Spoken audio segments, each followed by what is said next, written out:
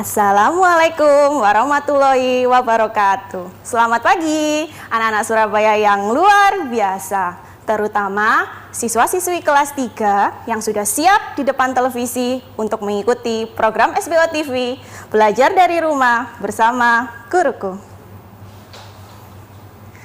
Baik, selama 30 menit ke depan kalian akan ditemani oleh Bu Daniar Meliana Rahayu yang sehari-hari mengajar kelas 3 di SDN Dukuh Menanggal 1 Surabaya. Nah, karena kita akan segera memulai pembelajaran yang menyenangkan, Bu Daniar sarankan kalian mencari tempat duduk yang nyaman, atur jarak kalian dengan televisi, dan jangan lupa siapkan buku tema, buku tulis, dan alat tulis kalian.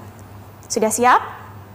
Sudah siap belajar? Siap Bu Guru, luar biasa.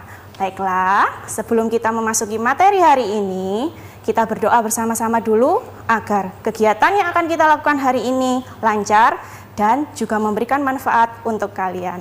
Berdoa menurut agama dan keyakinan masing-masing. Mulai.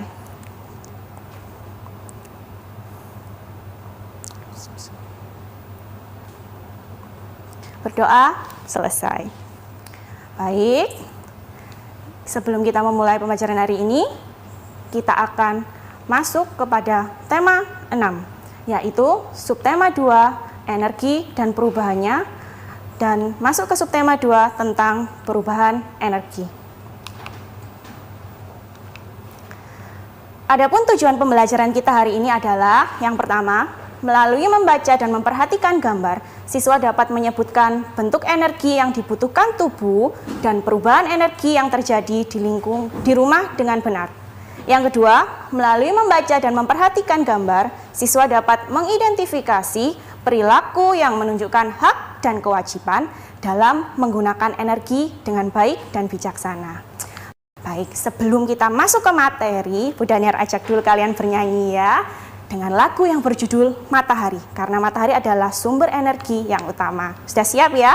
Ayo, kalian bisa berdiri, kita bisa bernyanyi sambil menari bersama-sama.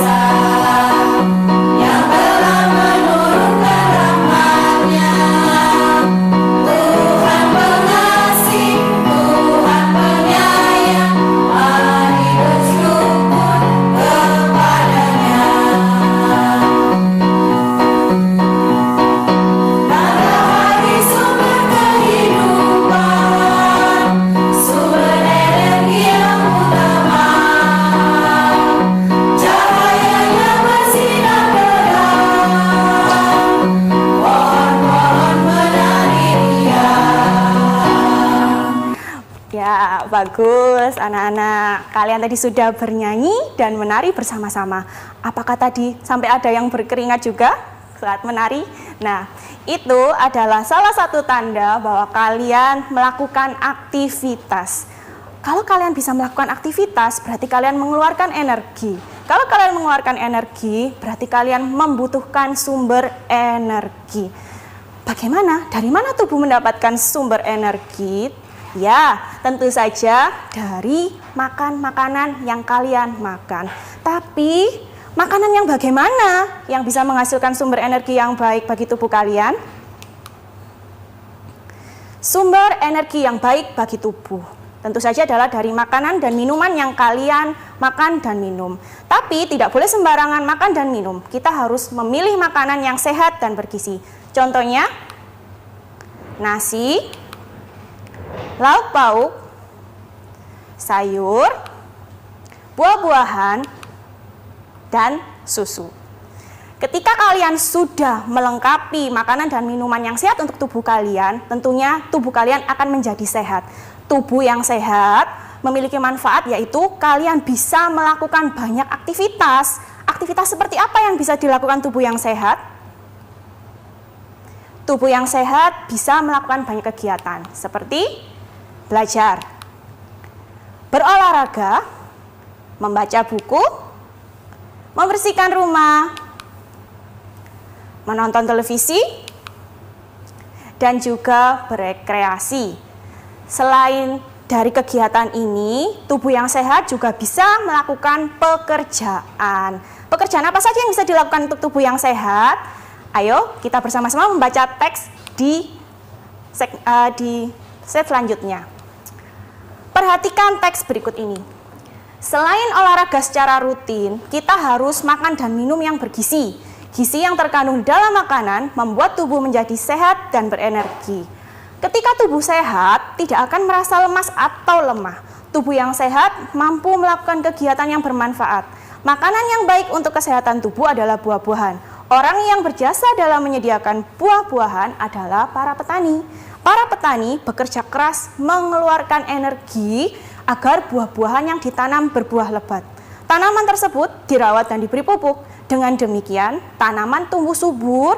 Tanaman membutuhkan waktu yang lama hingga buahnya siap dipanen. Setelah panen, petani akan mengangkut dan menjualnya ke pasar. Semua kegiatan petani membutuhkan energi. Oleh karena itu, kalian wajib menghargai energi yang sudah dikeluarkan petani. Coba sekarang pikirkan, baju yang sekarang kalian pakai, mulai dari menanam pohon kapas sampai menjadi baju. Perhatikan gambar berikut ini. Gambar yang paling kiri adalah seorang petani yang menanam pohon kapas, sedangkan gambar yang kedua adalah pemintal benang dari kapas tersebut. Dan gambar yang terakhir adalah penjahit yang menjahit baju atau kain dari benang tersebut. Nah, sekarang coba kita lihat pertanyaan di bawah.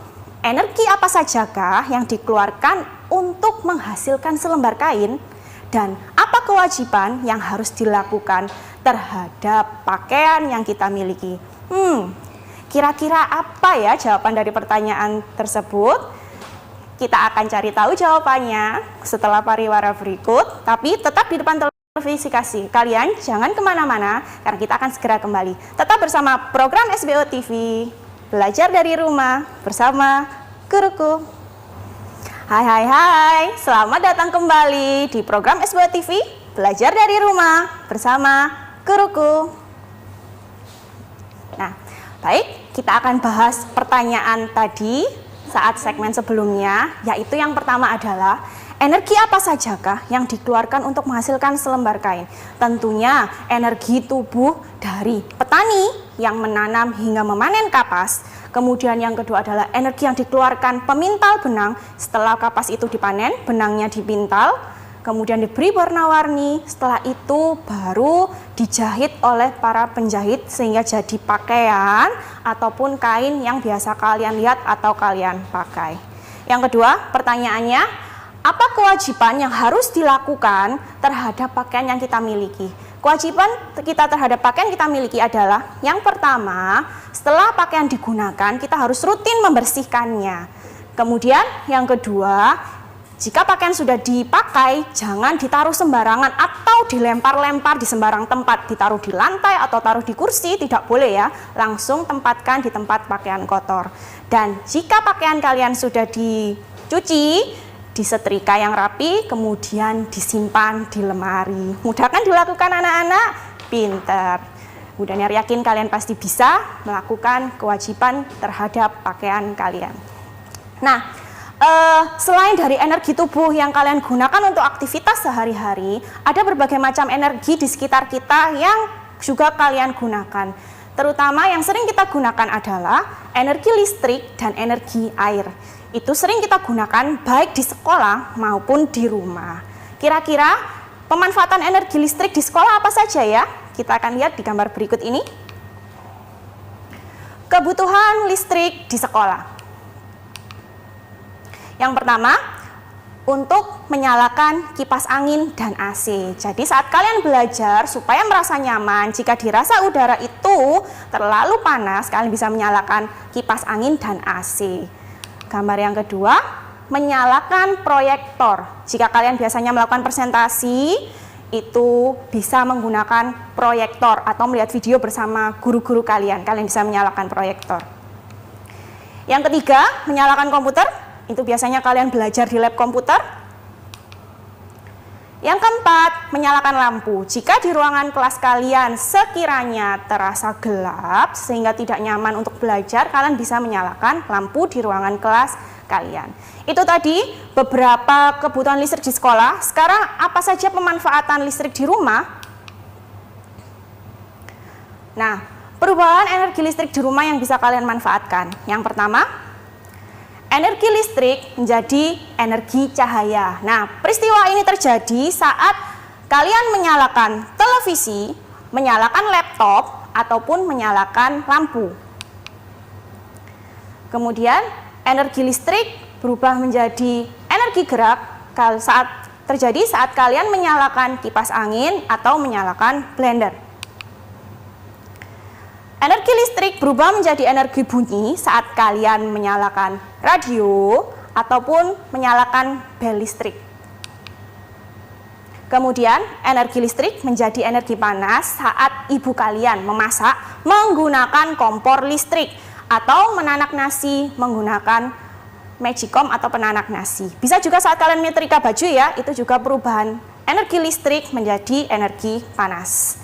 Nah, itu tadi adalah beberapa kegiatan yang kalian lakukan dengan memanfaatkan energi listrik. Tapi walaupun kalian bisa menggunakan energi listrik, tetap tidak boleh menggunakan energi listrik seenaknya sendiri atau tidak dihemat. Jadi tetap kita harus menghemat energi listrik dan menggunakannya secara bijaksana.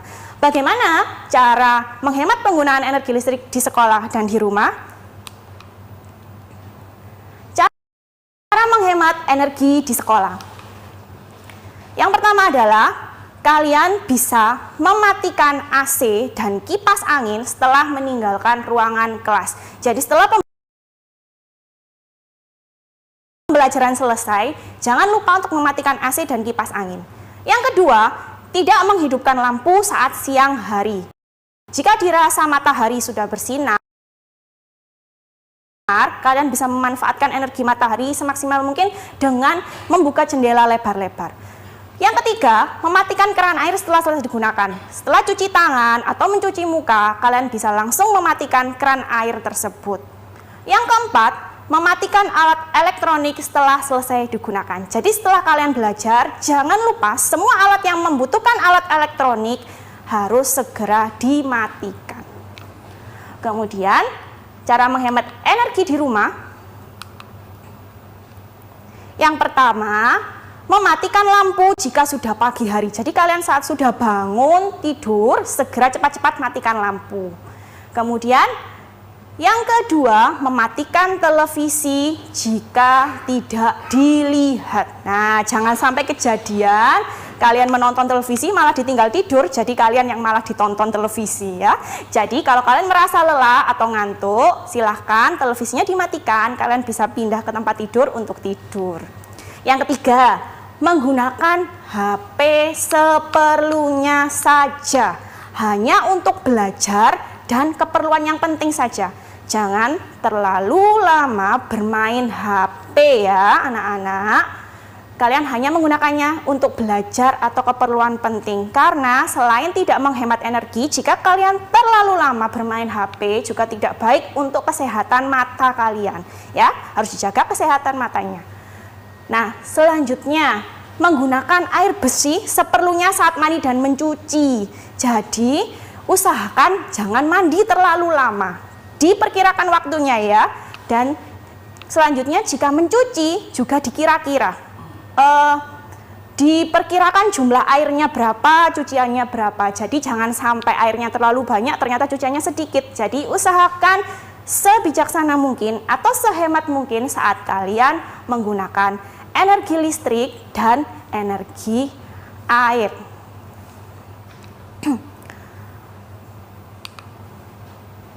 Nah, itu tadi beberapa kegiatan yang bisa kalian lakukan untuk menghemat energi listrik dan energi air. Nah, sekarang pertanyaannya, apakah yang selama ini kalian lakukan, kegiatan yang selama ini kalian lakukan, itu sudah termasuk dalam kegiatan menghemat energi? Kira-kira sudah apa belum? Nah, nanti akan Bu Daniar ajak untuk melihat gambar-gambar atau peristiwa yang bisa disebut menghemat energi atau tidak. Tetap di depan televisi ya, jangan kemana-mana, tetap di program SBO TV, belajar dari rumah bersama guruku. Hai, selamat datang kembali, masih tetap di depan televisi kalian kan, untuk mengikuti program SBO TV, belajar dari rumah bersama guruku. Baik, kita akan masuk pada jenis-jenis kegiatan yang menghemat energi atau tidak. Yang biasanya kita lakukan, apakah sudah menghemat energi atau tidak ya? Kita akan cari tahu bersama-sama berdasarkan gambar berikut ini. Nah, ini ada gambar seorang anak sedang mematikan keran air.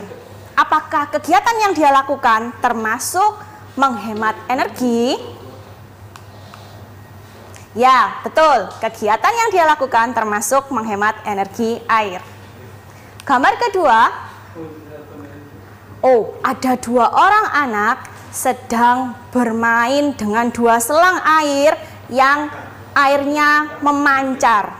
Apakah ini termasuk dalam kegiatan menghemat energi? Tidak ya. Yang ketiga, wah, airnya sampai meluber kemana-mana itu dari ember. Apakah ini termasuk kegiatan menghemat energi?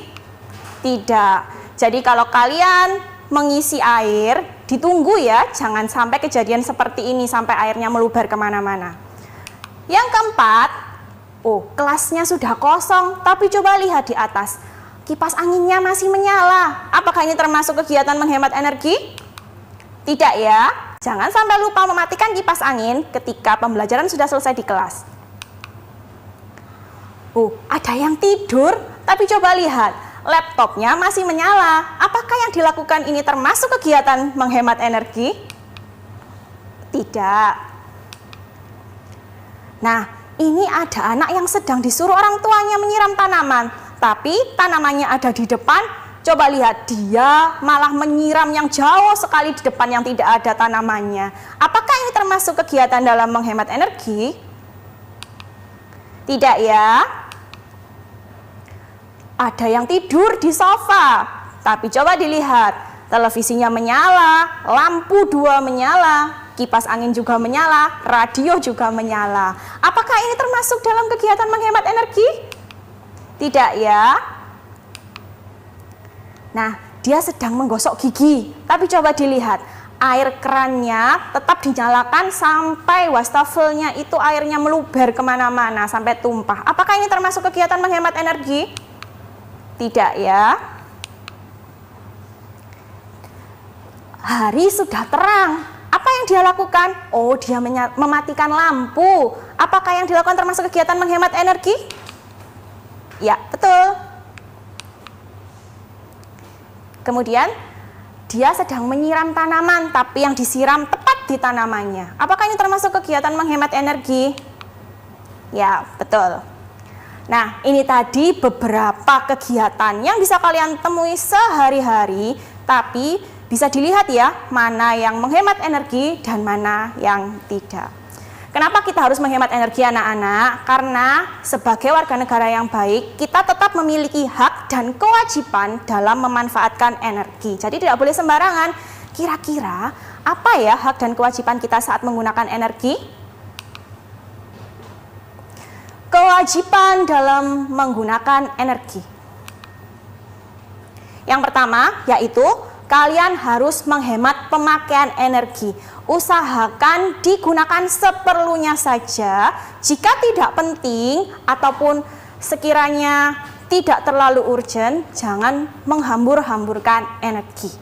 Yang kedua, melestarikan sumber energi. Bagaimana cara melestarikan sumber energi? Kalian bisa dengan tidak mengotori sumber energi tersebut. Contohnya, untuk melestarikan sumber energi air, kalian bisa dengan cara tidak membuang sampah sembarangan di sumber-sumber air, tidak membuang sampah di sungai, tidak membuang sampah di laut ataupun di danau. Bisa ya dilakukan? Kemudian yang terakhir adalah memanfaatkan energi dengan bijaksana. Nah, itu tadi. Jadi, gunakan energi seperlunya saja dan sehemat-hematnya. Kita harus bijaksana menggunakan energi untuk menjaga kelestariannya dan menjaga kepentingan orang banyak juga. Bisa ya anak-anak? Mudah kan dilakukan? Pintar. Kemudian, setelah kalian melakukan kewajiban, tentunya kalian juga memiliki hak untuk menggunakan energi tersebut. Apa saja hak yang kita dapatkan untuk dapat menggunakan energi? Hak dalam menggunakan energi. Yang pertama, semua orang mempunyai hak untuk menggunakan energi. Jadi kalian boleh menggunakan energi listrik, energi air, energi matahari, boleh kalian menggunakan. Tidak ada yang boleh melarang. Kalian boleh menggunakannya untuk memenuhi kebutuhan kalian. Yang kedua, kita mempunyai hak untuk menikmati hasil dari penggunaan energi tadi. Seperti ini contohnya, kalau ibu kalian memasak menggunakan kompor, kemudian masakannya sudah jadi, kalian bisa menikmati makanannya. Nah, itu termasuk dari kegiatan menikmati hasil dari penggunaan energi tadi. Kalian boleh menikmati hasil penggunaan energi seperti makan dari masakan yang sudah dimasak menggunakan kompor itu tadi. Yang ketiga, kita mempunyai hak untuk mengelola energi untuk kepentingan banyak orang. Jadi, kalian boleh mengelola sebuah sumber energi, tapi kalian gunakan untuk kepentingan banyak orang. Contohnya seperti perusahaan listrik negara ya, mereka mengelola energi listrik untuk kepentingan seluruh warga Indonesia. Bisa ya? Kalian sudah paham hak dan kewajiban kalian menggunakan energi? Ya, pinter. Nah, sekarang Bu Daniar akan ajak kalian untuk menyimpulkan pembelajaran hari ini mulai dari awal sampai akhir tadi ya. Nah, kesimpulan pembelajaran hari ini adalah 1. Supaya badan kita berenergi, kita harus mengkonsumsi makanan dan minuman yang sehat dan bergizi. Yang kedua, kita harus menghargai kerja keras semua orang yang berjasa menghasilkan sesuatu untuk kebutuhan kita. Yang ketiga, energi yang sering kita manfaatkan di sekolah dan di rumah adalah energi listrik dan air. Yang keempat, kita harus menghemat penggunaan energi listrik dan air di rumah dan di sekolah. 5. Karena kita memiliki hak untuk memanfaatkan energi, maka kita memiliki kewajiban juga untuk menghemat dan melestarikannya. Bisa ya anak-anak? Ini tadi kesimpulan pembelajaran kita hari ini. Baiklah, sekarang tugas kalian di rumah. Nah, tulis di buku tulisnya ya. Hanya 3 soal saja. Yang pertama, sebutkan 5 benda yang memanfaatkan energi listrik di sekitarmu. Yang kedua, sebutkan 3 cara menghemat listrik yang dapat kamu lakukan di rumah. Yang ketiga, sebutkan 2 cara menghemat air yang dapat kamu lakukan di rumah. Nah, tidak sulit kan anak-anak? Bu Daniar yakin kalian pasti bisa. Nah, setelah kalian tulis soalnya di buku tulis, jangan lupa jawabannya juga ditulis di buku tulis. Kalian bisa foto jawabannya dan soalnya tadi, kemudian kirimkan ke guru kalian ya. Bisa ya anak-anak? Mudah kan? Bisa kan anak kota Surabaya? Pinter. Nah, tidak terasa kita sudah sampai di penghujung acara untuk pembelajaran hari ini.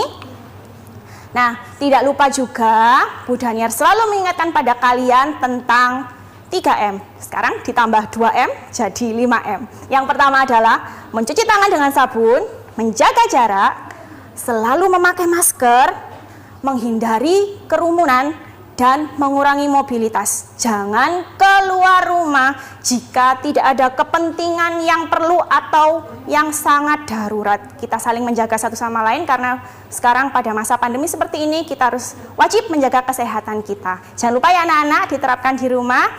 Baik, nah kita akhiri pembelajaran hari ini. Bu Daniar mohon maaf bila ada kata yang salah. Terima kasih. Wassalamualaikum warahmatullahi wabarakatuh. Tetap di program SBO TV. Belajar dari rumah bersama guruku.